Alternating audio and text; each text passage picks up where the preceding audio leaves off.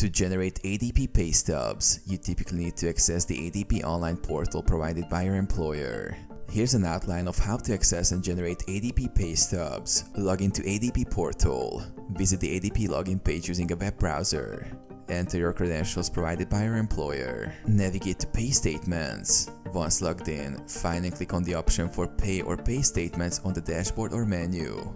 Select Pay Stub Date. Choose the pay stub date range you wish to view. ADP usually provides options to view current and previous pay periods. View and download pay stub.